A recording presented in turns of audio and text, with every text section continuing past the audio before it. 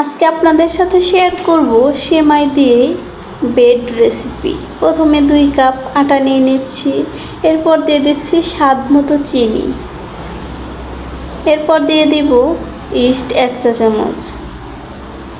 তারপর শুকনো উপকরণগুলো ভালো করে হাত দিয়ে মিক্স করে অল্প অল্প করে পানি দিয়ে আটাটা ভালো করে মথে নেব, যেন নরম তুলতুল একটা ডো তৈরি হয়। এরপর সাথে দিয়ে দিচ্ছি হালকা পরিমাণে একটু তেল, যেন আটাটা অনেক সফট হয়। এই রেসিপিটা একবার হলেও ট্রাই করে দেখবেন, খেতে কিন্তু ভীষণ মজা। আটাটা ভালো করে নরম তুলতুলে সফট করে মথে নেওয়ার পর ঢেকে রেখে দিব 1 ঘন্টার জন্য। এখন রুটিতে দেওয়ার জন্য সেমাইটা রেডি করে নেব।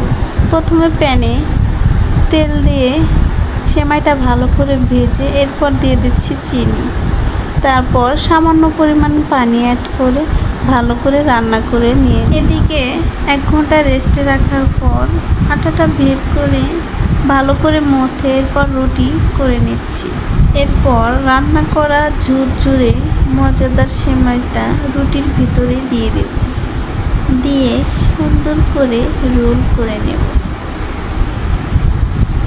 দেখতেই পাচ্ছেন কতটা ঝরঝরে করে সেমাইটা রান্না করেছিলাম। চারদিক থেকে উল্টিয়ে উল্টিয়ে ভালো করে ভেতরে দিয়ে নিচ্ছি। এরপর আলতো হাতে রুটিটা আবারও বেলে নেব। খুব সফট করে রুটিটা বেলে নিতে হবে, বেশি চাপ দিলে কিন্তু ভেতর থেকে সেমাইয়ের পুরটা বেরিয়ে আসবে। রুটি শেপটা দিয়ে নিচ্ছি।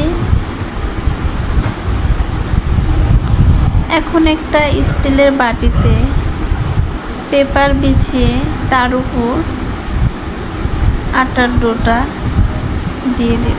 আগে থেকে আমি একটি পাত্রে পানি গরম করে রেখেছিলাম, সেখানে আধা ঘন্টার মতো রেস্টে রেখে দেব। এখন কিন্তু ফুলে ডাবল হয়ে গেছে। এরপর একটি প্রি হিট করা কড়াইয়ের উপর আবার বেক হওয়ার জন্য দিয়ে দিচ্ছি। আধা ঘন্টা বেক করে নেব।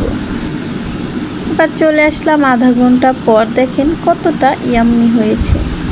খেতে কিন্তু ভীষণ মজা হয়েছিল। আমার বাচ্চারা তো খেয়ে অনেক খুশি হয়েছে। এভাবে কিন্তু বাচ্চাদের স্বাস্থ্যকর রুটি বানিয়ে দিতে পারেন।